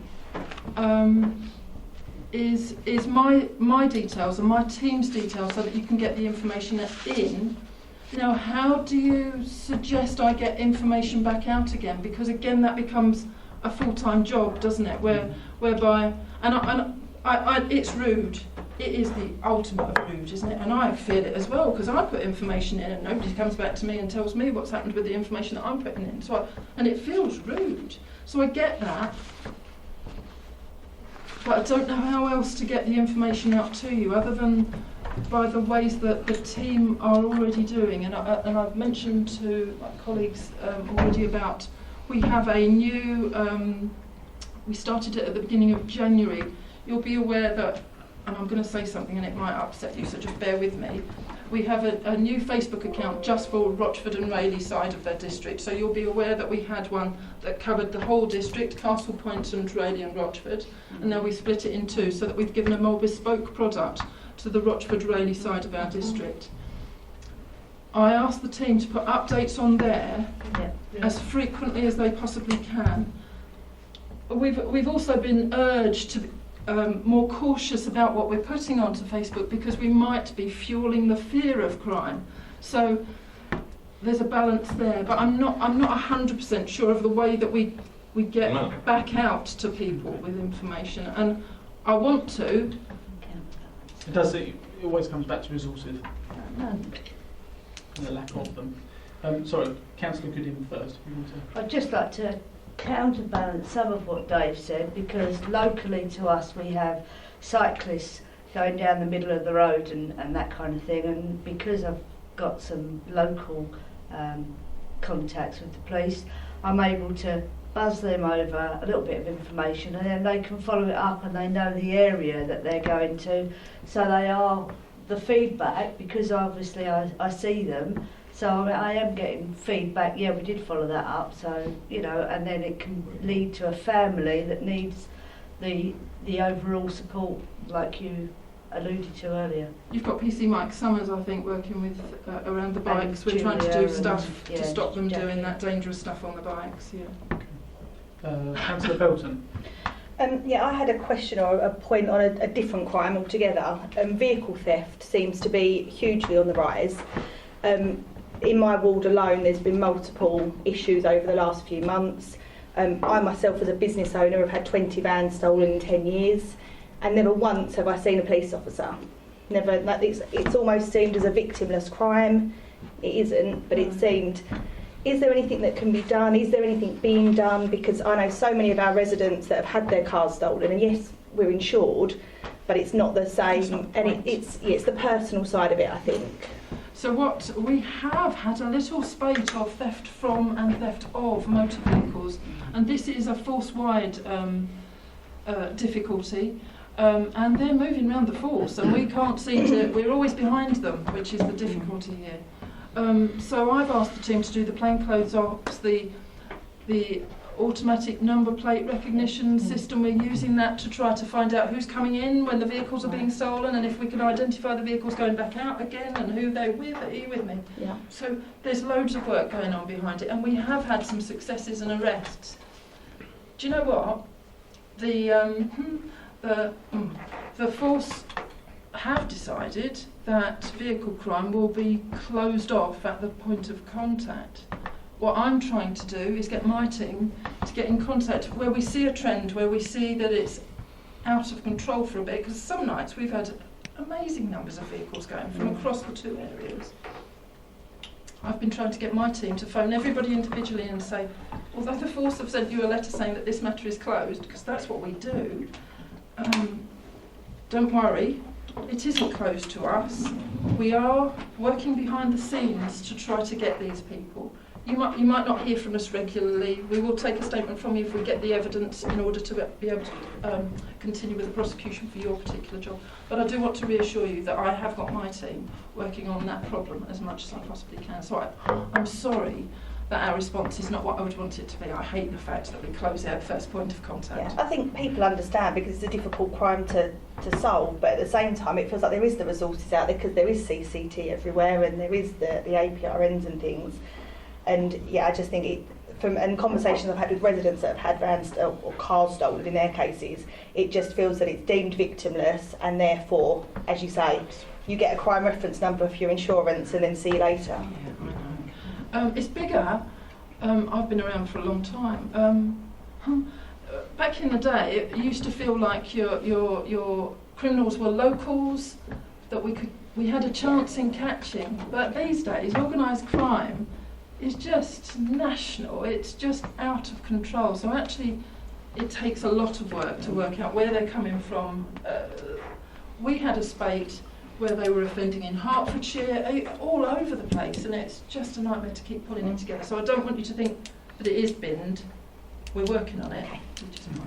Thank you. Councillor Reid? Thank you. A few things really. Just following on from the last question, ANPR systems, are you relying on those from the cars, or are you looking at the CCTV, fixed CCTV system? I'm aware that we don't have a CCTV system in this area at the moment. Automatic number plate recognition are on set points that you won't know where they are, but there are set points. Are they in this area? They're in this area. There are ones that are at strategic points to assist us to see when they're going out away from areas. Right. Okay, so if let's say there was a series of burglaries in Rayleigh, there is a system in the Rayleigh area, let's say, that we could tap into. Yeah, we could see if it was of use to us. If they've spiralled back into Rayleigh, it's not necessarily going to be of use to us. It depends on what routes they're using, but we'll use it. We'll look at it to see if we can see convoys, because that's what generally happens. I only ask that because we're considering CCTV in the area. Yes, I know. So, yes. The other thing is, I think everyone knows and appreciates, with the age of austerity, that staffing is going to be an issue. I think the perception that when crime is reported, nothing's done about it, I think you've answered that eloquently, but I don't think the public understand that. Is there any way that can be relayed to the public so as they understand that if they do report it, it's not just something that is far under B, because that is the perception that the public are getting. Let me think about how I can do that. Yeah, I know it's a tricky one, yes. But I think it would be a valuable one to consider. The last one is Facebook page. How's that advertised? I live in Hawkwell, I haven't heard of it. Okay. That's it. You know, I was on the other phone, that's it. Were you on the old one? Yeah. No. Oh, you weren't on That's the problem. Yeah. So I'm not aware of its significance. Yeah. The advertising for it might be a little bit sparse. It has changed recently, hasn't it? Yeah. I think we need to actually make all councillors aware of the update. And is there some way that, I take it those Facebook site, and I'm not on Facebook personally, and I don't think the whole world should revolve around Facebook, No. But is there any way that the council and the police, or do the council and the police, you do publish their details of that Facebook? I'm not into So if I went Facebook, onto Rochford, but you might like a certain site and then it repeats that site and re-messages it. But if I went onto Rochford's website, would I be able to find details of those Facebook pages? And would that be something that's... But we can do that, mind you. I have to be honest with you. You know, you go onto Rochford's website, not necessarily to look up for the police. No, our hits for Community Safety Partnership are pretty low, so I would say our reach would be better through our own council Facebook page. But for the ordinary person logging on to Rochford District, I think if they saw Community Safety we can Partnership put it on, or CSP, I don't think that's going to mean an awful lot. No, it won't. But I think if you directly had something on there which did link to that, or made it quite obvious to Joe Public that you can look at details of this, find details of this on this Facebook site. That may help. So we can. Because the pressure shouldn't. I'm of the belief that the pressure shouldn't be on the police to be updating Facebook websites. That's my personal opinion. I don't think that's the role of the police. Do you know what? So I Social think media. if other people can help, if other organisations like the council can help in that, then I think that's something we should be doing. Look, I sit here, not the greatest fan of social media. You won't terribly often see me posting on social media myself, but my teams are doing that. That's because we're trying to cater to all of the different people in our area. I know that we're missing out on a certain part of our demography. I know that, but I don't know how to get out to everybody anymore. The team think I'm mad. They think I'm just some silly old lady that sits at the back of the room and talks to them about newspapers and leaflets, things that we used to use in days gone by, didn't we? But it feels as if today social media to young people is the only way that we communicate. What I've said is, I've just been to the Rayleigh Town Council meeting, and one of the councillors there said to me, me and Jack Lawman, he said, we've just been into a old people's Keep Fit class, and we were talking to them about safety and security, and I said, well, if you tell us about that, we're quite well. I can, if we don't know that we're going into those groups or that those groups even exist, we can't get out to them. I'm not saying that if you tell me that there's a group in every town in my area, I'm going to get officers to every group meeting. But what I am saying is, if we don't know about it, we can't get into those meetings. Now, you've mentioned about austerity. Well, Boris is going to provide us with loads of new officers. So the future, I have to believe that the future looks more rosy than it does right now. Just some good news on that side. I'm so sorry. I'm always nervous when I talk to you, and I've got a sore throat, so my apologies. But a little bit of good news is that I've just got 2 new children and young people officers joining us for the area. Now, to me, that's a really big focus for me, as I've already alluded to. If I can get into young people at the start and stop them from being criminals later on, job done. And if I can save one, we've done a good job. So they're not police officers? They are police officers. I will now have 3 children and young people officers for Castle Point and Rochford districts. So Rochford is going to have its own, starting at the beginning of April, in a couple of weeks' time. They're not just focusing on schools, but a big part of their work will be with schools. Does that make sense? Yeah. So for me, they're overseeing whatever problems there are with children and young people in your areas. What strategy are we going to be using to deal with this problem? Who are they? What schools do they go to? All of that stuff that I alluded to at the beginning of this. What are we going to do about them? I know I'm going to be putting a lot of responsibility on one officer, but I have high expectations. We can do this. So money is starting to come through. We are getting more officers slowly-ish. I win with one hand and I lose with another, is how it constantly feels. Okay, thank you. We can keep them busy. Councillor Mr. Hoy. Thank you. I've got a few points, one of which you've raised 2 of my points already, which is one of which I sort of did ask a pre-question, which was about money, but it's also about what you've just said about how do you know how do all these different bodies liaise with each other to know what's going on. So my question was more along the lines about, because I'm aware that this sometimes gets taken over, like the old neighbourhood police panel thing, where we complain to you about our problems. But I was trying to keep away from that, and it's really about the first question was around, probably more Louisa, but maybe you, and Mike, obviously, Councillor Webb, is around how well the CSP and the police and the other organisations all liaise around, one about funding, because the CSP has a £12,000 fund, but there's the youth panel has another few thousand. There's obviously other ones I probably don't know about which have a few £1,000s. How they all liaise about what their aims are, if they overlap with the project areas that the CSP might have with the youth, they might overlap or they might not. And I think I'm a bit concerned that they don't always, everyone has all the information they need. I'm clearly that there's an attempt to, because I think some would be on both sides, but there might be other sides you're missing. And as you've said, there was the you've just mentioned about the town council went to an event you might have wanted to go to as well, or might have some input you can give them. So that's that question really. So that's a bit of a mixture. I can leave that one and go to the next one afterwards if you want, or I can do the next one as well. I mean, we take one at a time. It's one I asked most years, I think. Yeah, I mean, just quickly, I think you alluded to it as well. We are quite a small district, which means capacity-wise, you'll find people sitting on the same groups. Yeah. And I'm concentrating really around funding when people are asking funding and making sure we're being smart about who gets what to meet our priorities. So, interestingly, you'll see people sitting on CSP as you will see people sitting on health and wellbeing boards and other boards, and what happens, I've seen it myself, you start getting quite challenging to organisations that are talking about wanting funding to meet priorities where we can see overlap. And also you can see also, you know, the Essex Community Development Fund, which is run by the Office of Police Fire Crime Commissioner, you can't ever get funding through that unless it's approved first by the CSP. So again, that's a bit of a scrutiny and review check. The only other thing I would say is from a partnership point of view, you can probably see from our partnership plan, there is hopefully some reassurance that we do work across each other, you know, so there's some joint projects where we start pooling resources around youth diversion work and things like that.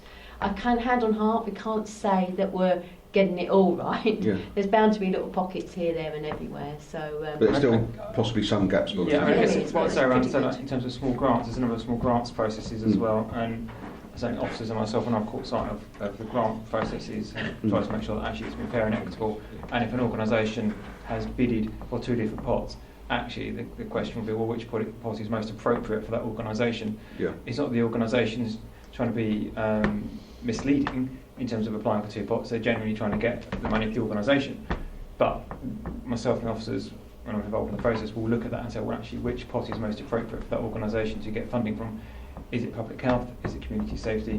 So there is that discussion that takes place, absolutely, because you're quite right, there are a number of pots, and they do overlap slightly, and some of the organisations overlap in terms of their role. So we are, it's a bit like youth groups and youth strategy groups have the alter ego type cascade, that's in the partnership plan, and we don't fund that at all, but it's actually part of the community safety partnership plan. So there's huge overlaps. We overlap all the time, especially around health and wellbeing and community safety. Okay, thank you. Did you have another question? There's a sort of two or three questions. The next one is a question around something else. Then I'll just want two more very quick questions, which are very a yes or no answer virtually. Within on 3.2, a lot of the aims you're aiming at sort of primary school children and year 7 children, particularly around. On here you've got examples around prevention, and it's to do with being safe online. Do you ever aim anything at older secondary children? It's just come to my attention recently, given my daughters and her friends lives home from school at the moment, about 4 of them, because it's exam preparation time, so they stay late. The talk in the car, because they forget I'm there, around what they're doing online and the people they are speaking to online via Snapchat and TikTok and other things. I think one of them has been persuaded from it's not a good idea to meet a boy from Wales in London. But these are 15 or 16 year olds. You'd have thought they would know better. So my concern is we might be hitting them at 6 or 7, but maybe a refresher. There could be a refresher might be the idea. It's just quite worrying what I was hearing. So that's that life. So I suppose the question is around that. That's a worry I've sort of got over the last few weeks. And from that it goes back to what probably Councillor Belter was saying as well. It's about if we feel that something should go into a priority, how do we, or how do the members of the public ask for it to be considered as a priority? Can we ask anyone? Can they ask anyone? Or is it, or does it happen by osmosis? Well, because one's about car crime, one's about older online safety. Yeah, but the strategic assessment determines what the priorities are. And It's not just I want car crime.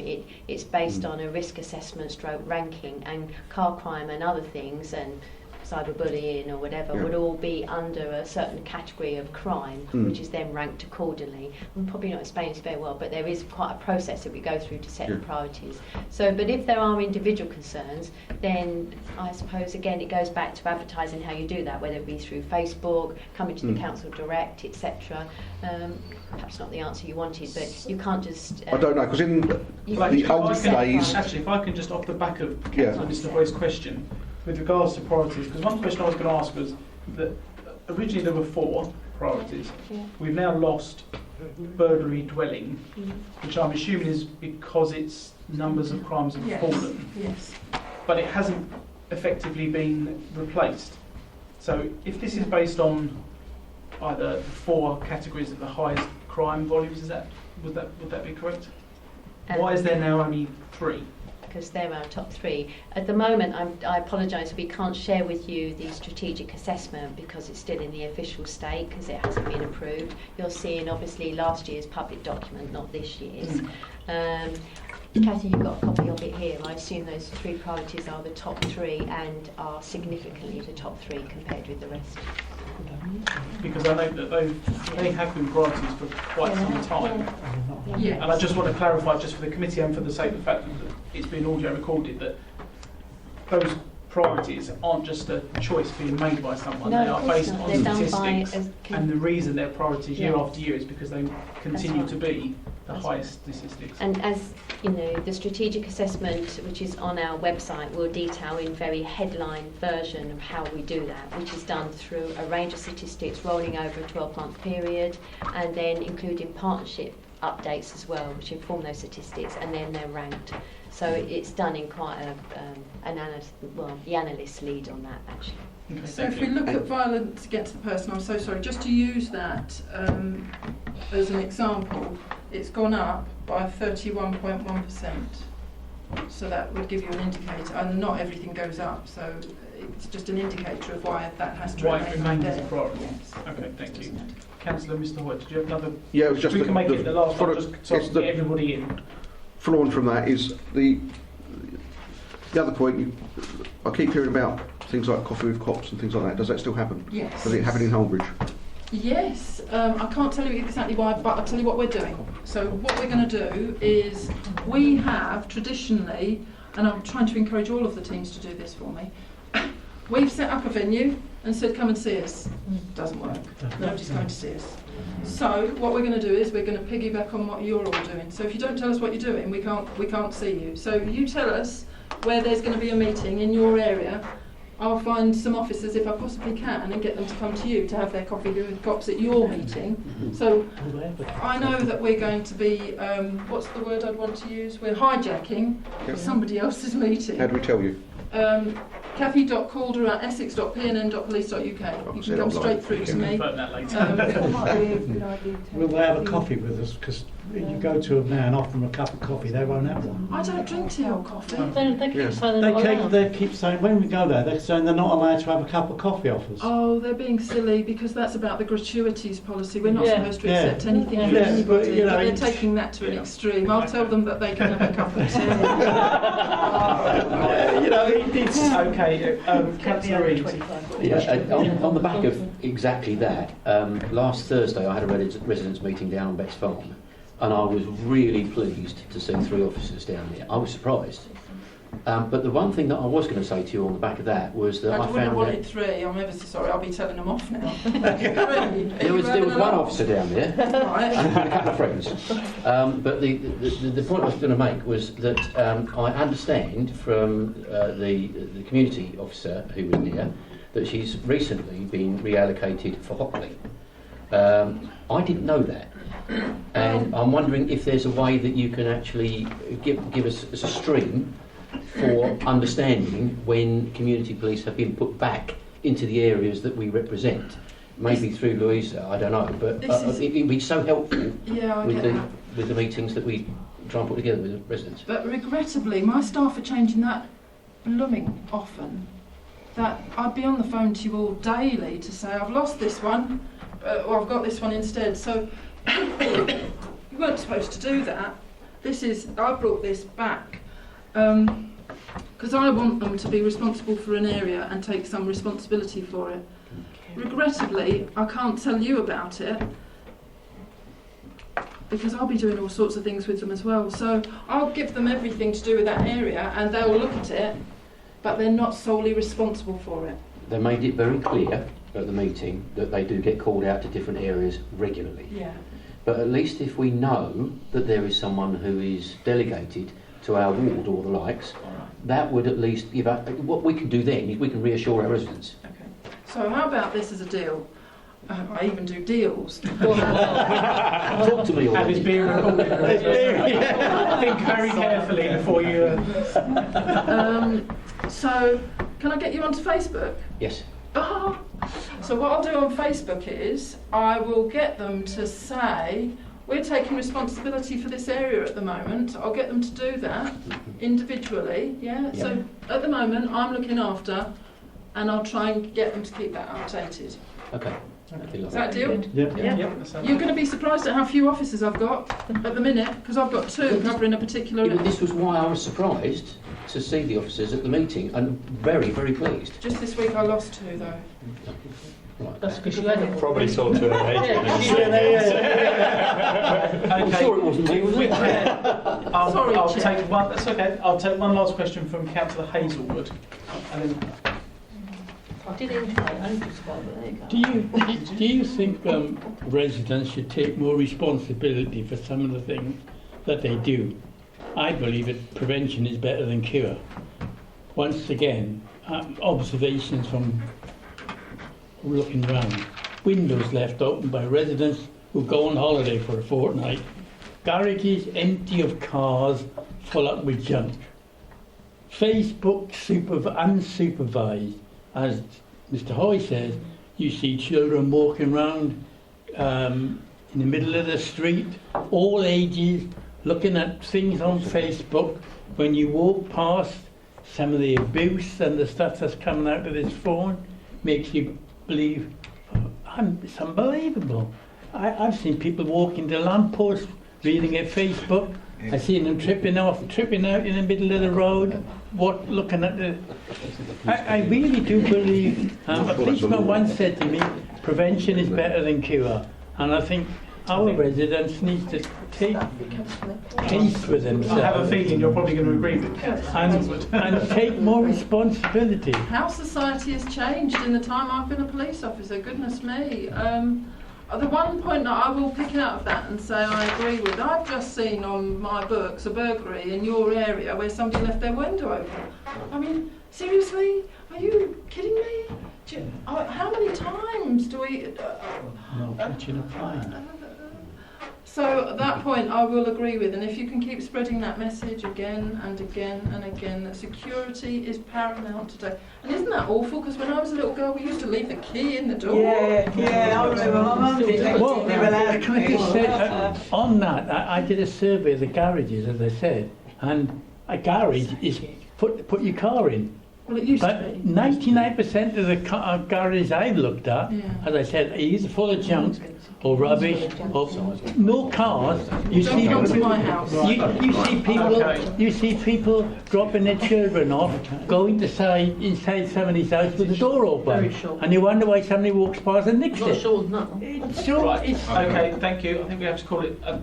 I did say no more questions, but I will take one very last question. Councillor Mrs. Shaw. Just to let everyone know, on the Caring About Rochford have got Caring Coffee with Cops, and they want to tell their residents that it's on Friday the 13th of March, 10 o'clock to 11 o'clock on the Rochford Parish Council rooms. Friday the 13th of March. Friday 13th of March So at 10 to 11. That's the date that everyone should remember, Friday the 13th. Yeah, but it's at the Rochford Parish rooms, okay? Okay, thank So you they very have got much. it. I will leave it with you, Inspector Calder. If you would like to, if there is anything else that you would like to tell members or discuss with members before I've lost all my track end this now. item. What else do we discuss? I wouldn't want you leaving and thinking you hadn't mentioned something. Do what you Oh yeah, I didn't mention. Oh, did I mention the town team officers last year? So we did get an increase again of staff. 6 staff came to the district, 2 for Canvey, 2 for Rayleigh and 2 for Rochford.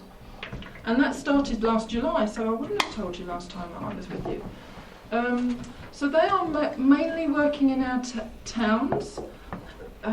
It is a little contentious what we do with them because that's where the PFCC's office have prescribed that they should be. However, I do ask my team to pop to Hockley every now and again. Are you with me? Wherever there is a town of sorts, I'm so sorry, I think that they should be seen. We get the opportunity to be seen out there.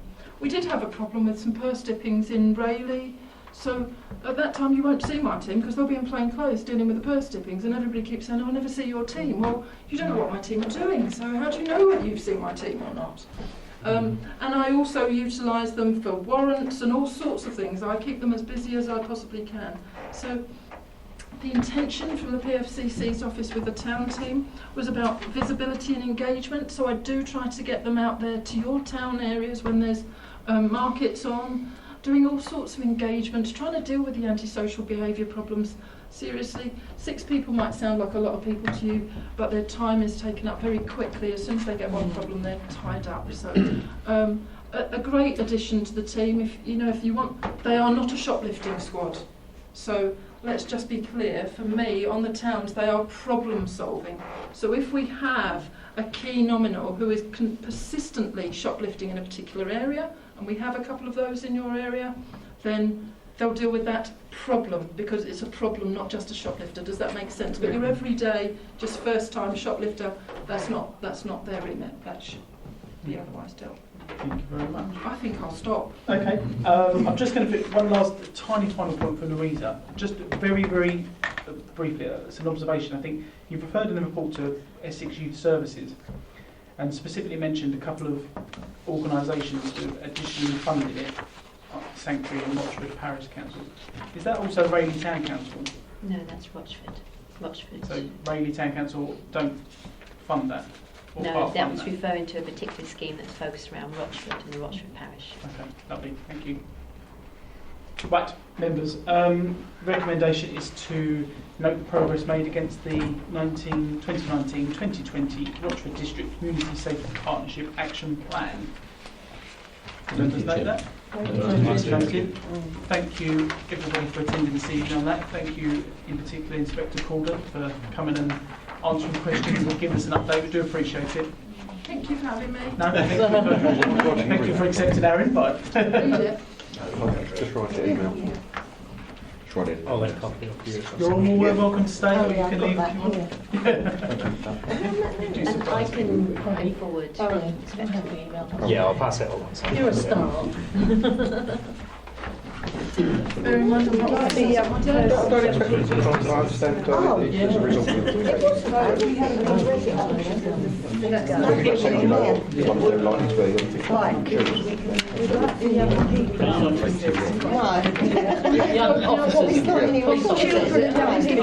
If you give us the details, their contact.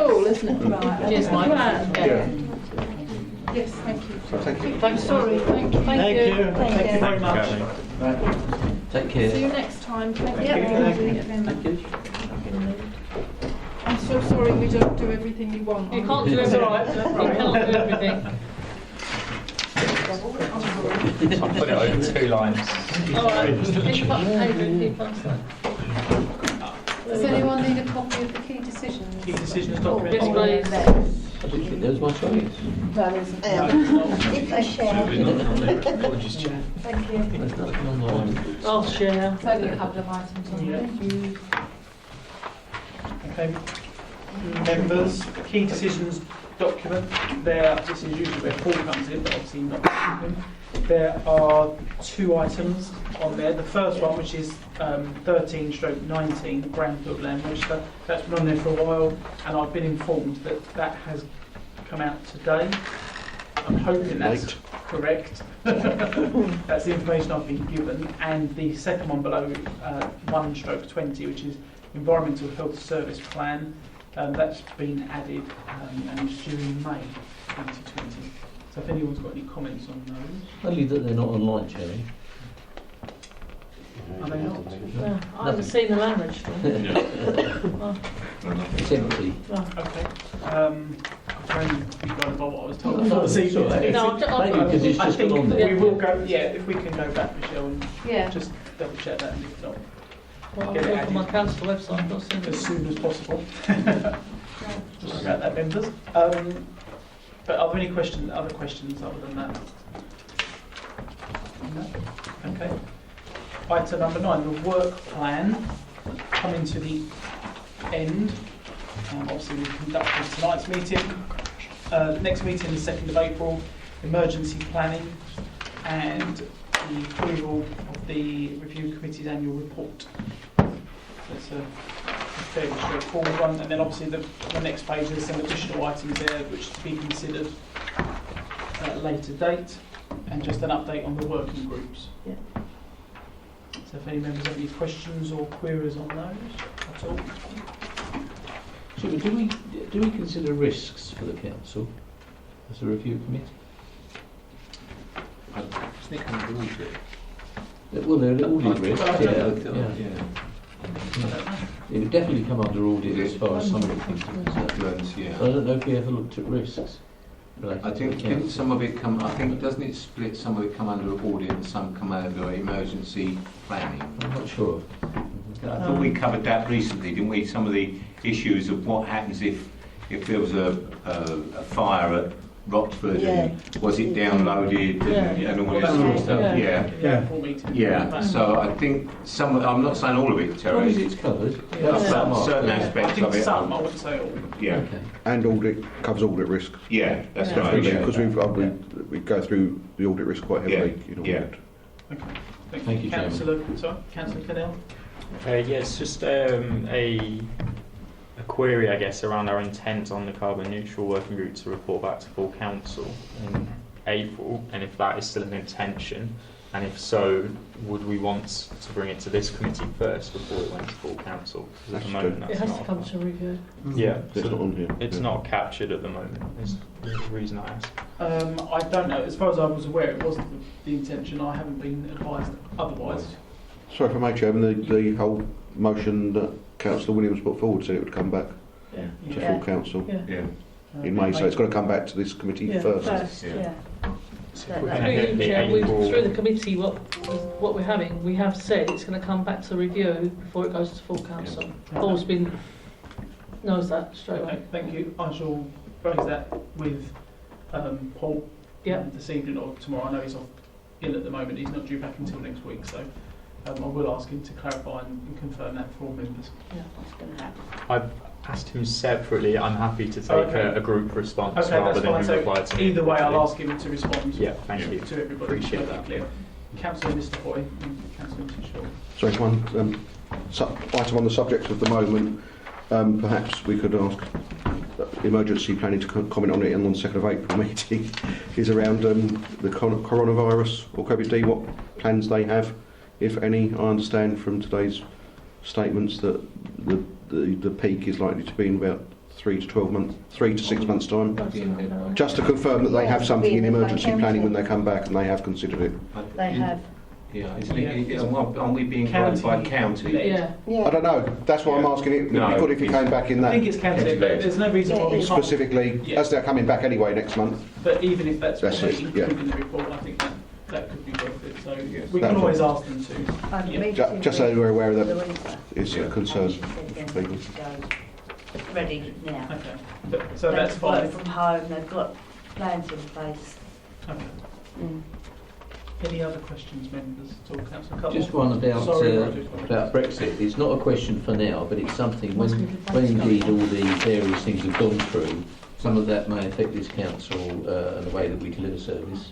So I think it's something we need to sort of keep in the back pocket as and when it happens, and take that forward as far as any effects it may have. Okay, thank you very much. I shall raise that as well. Councillor Mrs. Shaw, do Thank you very apologise. much, Chair. I've just looked on my council website, emails, and that Brownfield register has not come in. It hasn't. It has not come in. What today.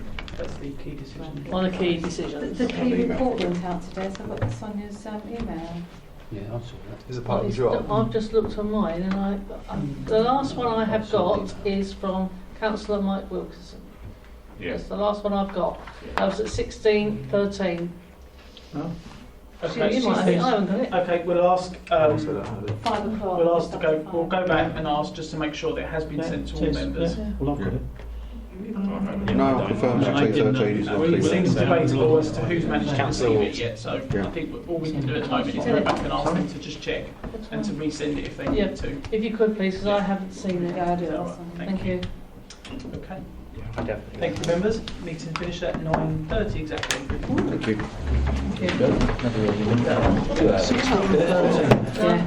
The last one I got.